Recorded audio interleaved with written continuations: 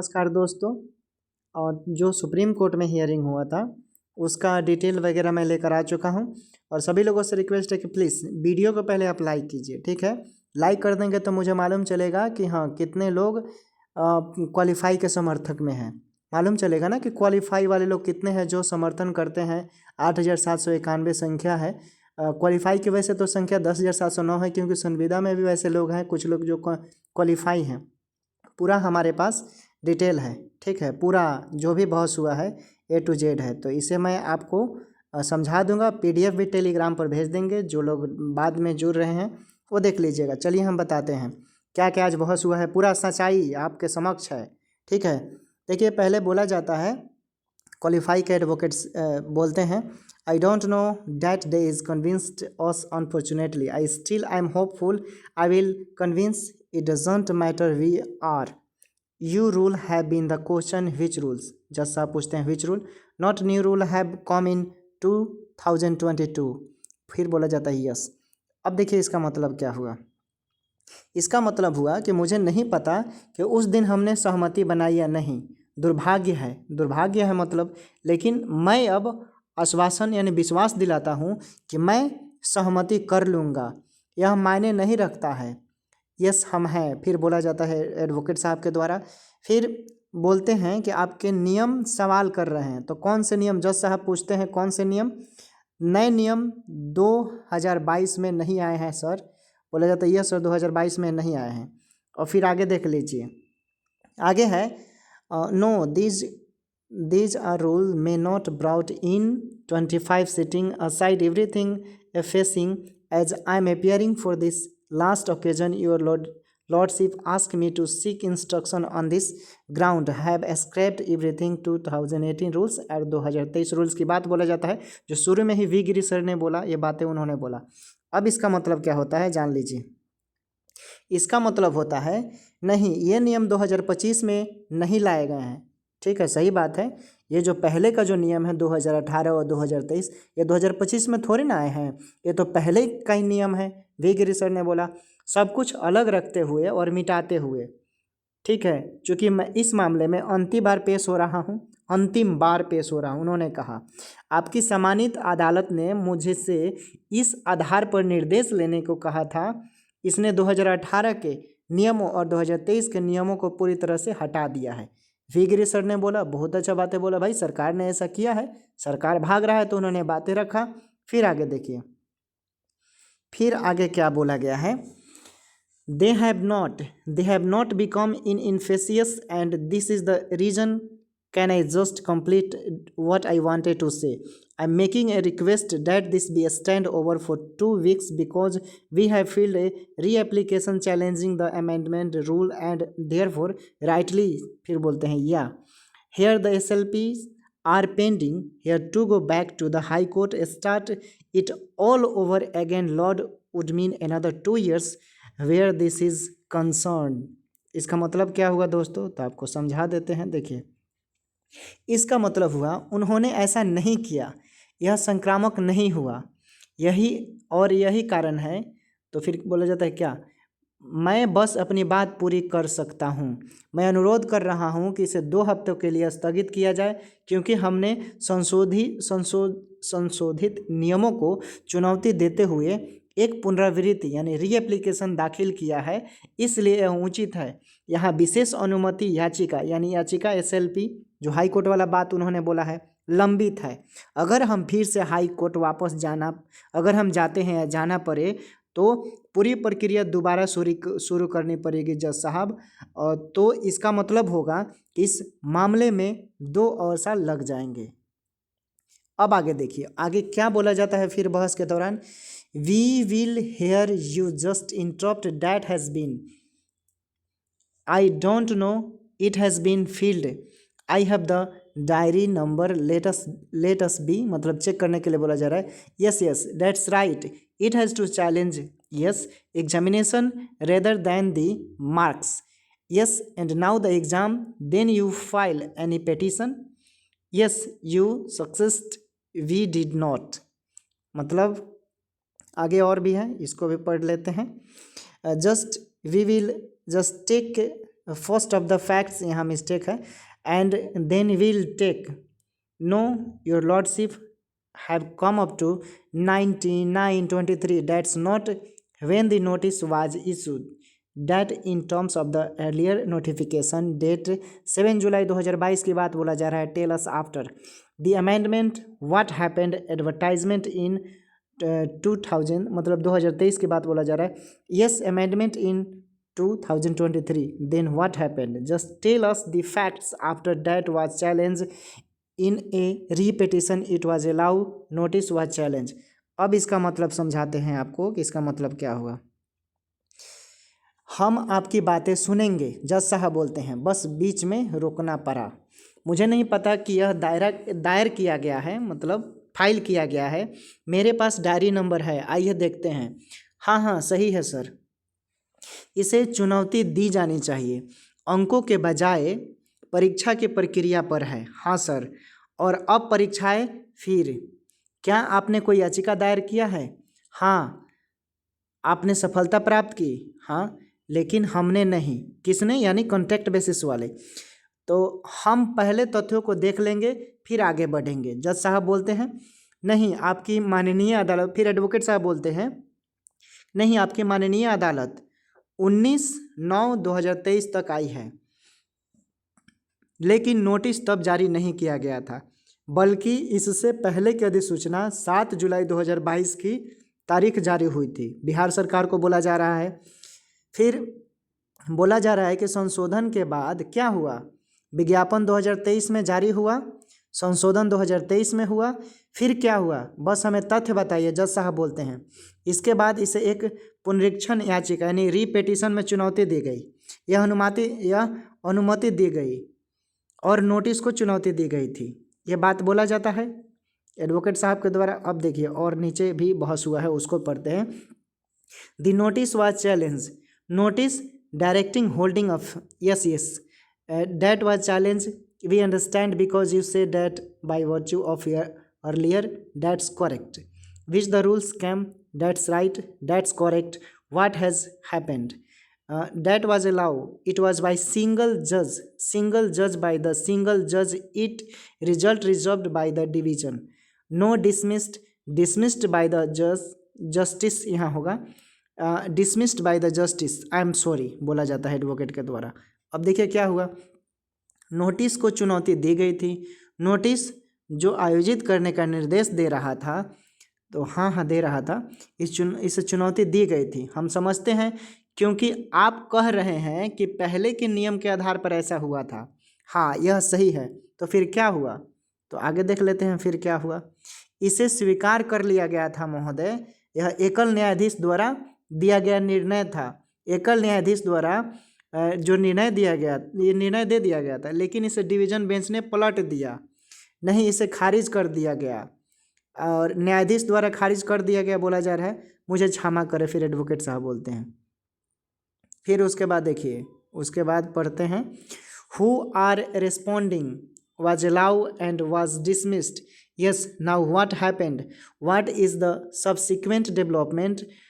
No, the subsequent development is that the state has now come out with completely fresh set of rules in 2025, यानी 2025 के बाद बोला जा रहा है.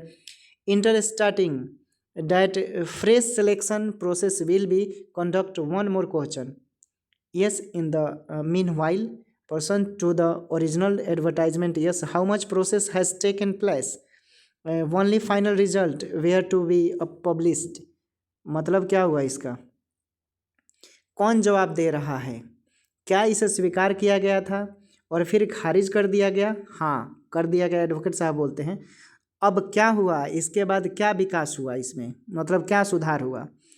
तो बोला जाता है नहीं, इसके बाद का विकास यह है कि राज्य ने अब 2025 में एक पूरी तरह से नए नियमों का सेट जारी किया है, जिसमें कहा गया है कि एक नई चयन प्रक्रिया आयोजित की जाएगी जिसमें परीक्षा होगा.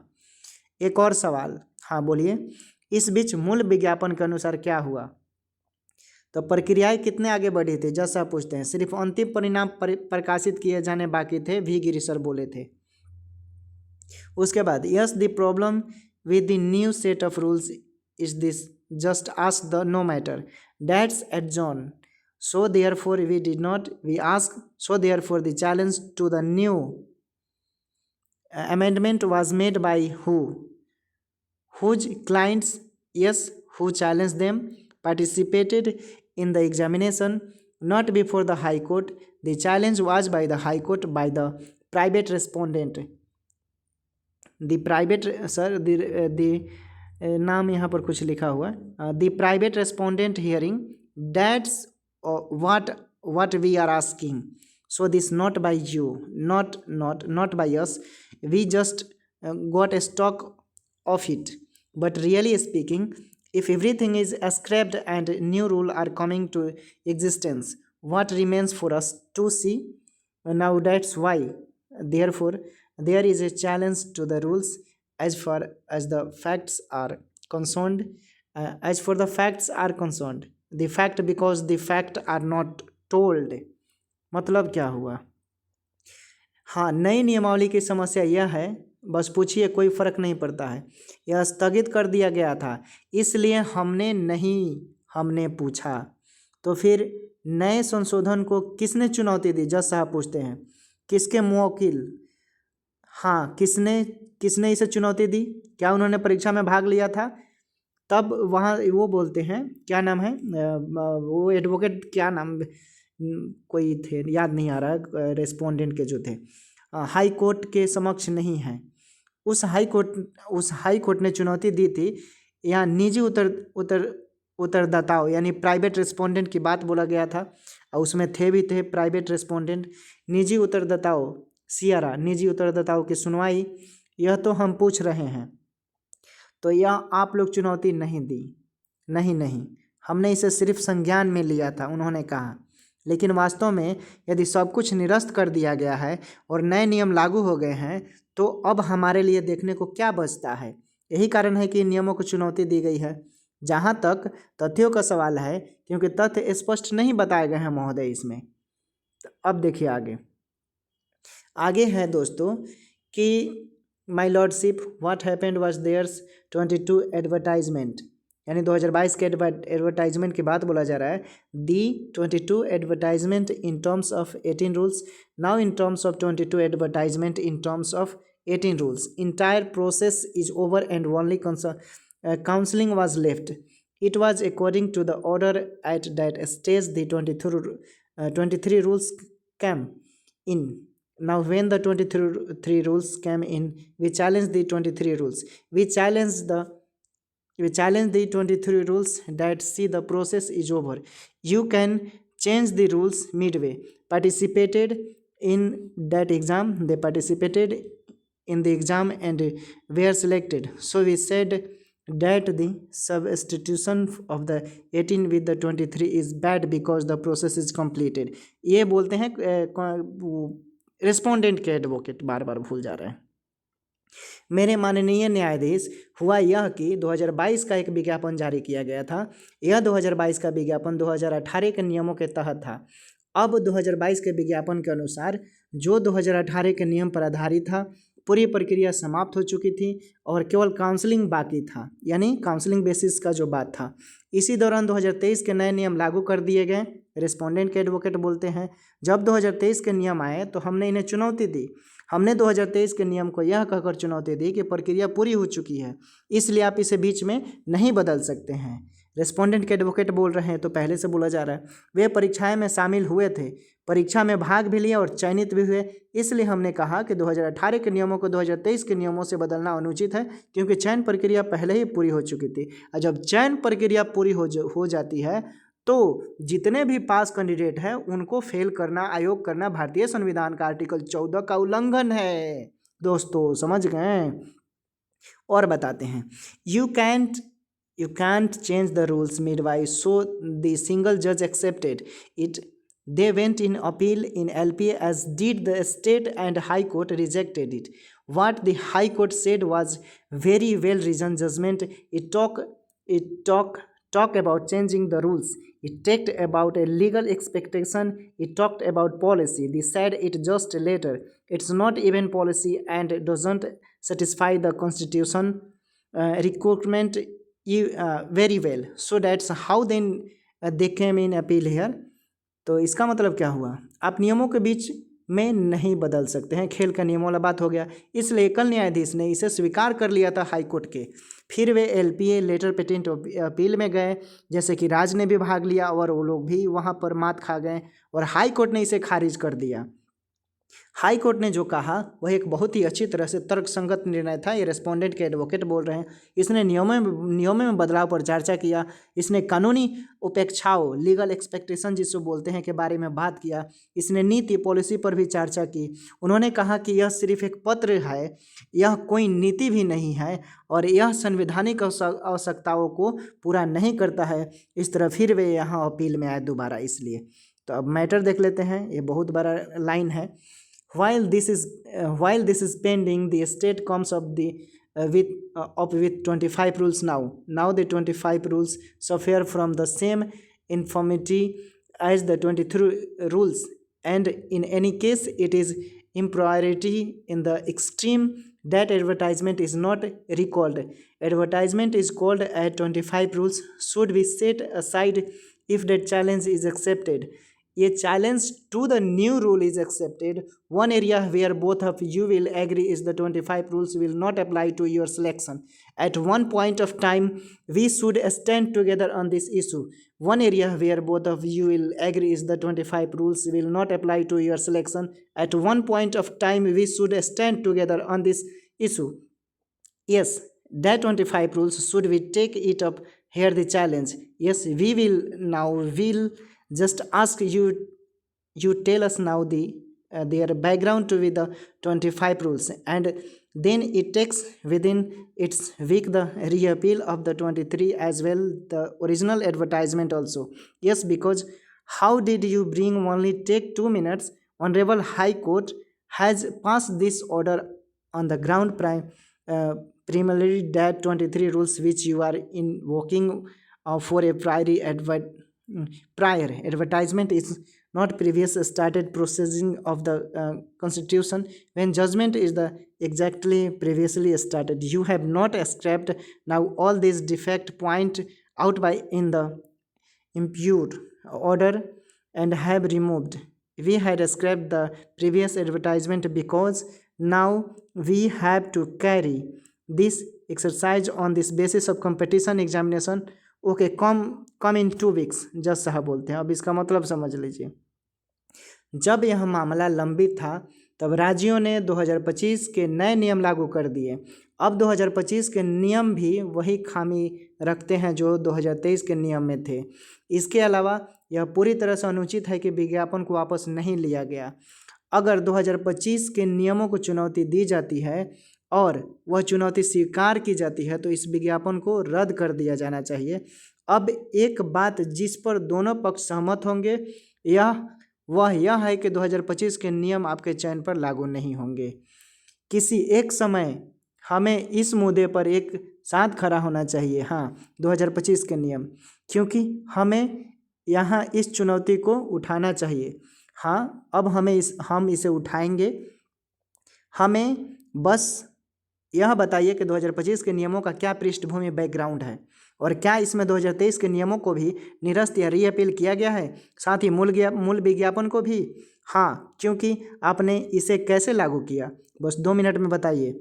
माननीय हाई कोर्ट ने यह आदेश, एडवोकेट साहब बोलते हैं कि माननीय हाई कोर्ट ने यह आदेश दिया इस आधार पे कि 2023 के नियम जिनका आप पहले ही विज्ञापन के लिए उपयोग कर रहे हैं वे पूर्वव्यापी यानी रेट्रोस्पेक्टिव नहीं हो सकते हैं। दूसरा, माननीय हाई कोर्ट ने कहा कि पहले शुरू की गई संवैधानिक कार्रवाई और दिया गया निर्णय पहले से मौजूद है। अब आपने पिछला विज्ञापन रद्द नहीं किया लेकिन अपील आदेश में बताई गई सभी खामियों को हटा दिया है। हमने पिछला विज्ञापन रद्द कर दिया है क्योंकि अब हमें यह प्रक्रिया प्रतिस्पर्धात्मक परीक्षा के आधार पर पूरी करनी होगी, यानी एग्जाम बेसिस की बात बोल रहा है। जैसा बोलते हैं ठीक है, 2 हफ्ते में फिर आइए, काउंटर एफिडेविट लेकर इंडिकेट कीजिए और उसमें बातों को रखिए, बताइए। दोस्तों, ये आज का बहस था, लेकिन इसमें एक चीज़ बोला गया है कि दोनों पक्षों की सहमति की बात भी पूछा जा रहा है। ठीक है, तो दोनों पक्ष भाई, तो दोनों पक्ष क्या हो गया, यानी एगो रेस्पोंडेंट और एगो पेटिशनर। अब सभी लोग भाई, कोई भी नहीं चाहेगा जो एग्ज़ाम पास किया वो चाहेगा कि हम फिर से दोबारा परीक्षा, बार बार मौका नहीं मिलता है, वो तो लड़ेगा ही, लड़ना तो पड़ेगा ही। चूँकि आज जो बहस हुआ है, दोनों पक्षों का दम तगड़ा मुकाबला हुआ है और कंक्लूजन निकालना जो भी बातें हैं, लेकिन कंक्लूजन निकल कर ये बातें आ रही है कि देखिए जो भी है, चूँकि यहाँ पर बीच में एक बात बोला गया है भारतीय संविधान का आर्टिकल 14 जो खुद बोलते हैं एडवोकेट साहब, उसमें भी चीज़ें मैंने ऊपर पहले बताया था, वो सब चीज़ें हैं। तो सब चीज़ अगर चीज़ें ठीक रहता है तो ज़रूर सुनवाई होगा। ठीक है दोस्तों, फिर जैसा होगा आपको अपडेट देंगे। टेक केयर, बाय बाय, अपना ख्याल रखें।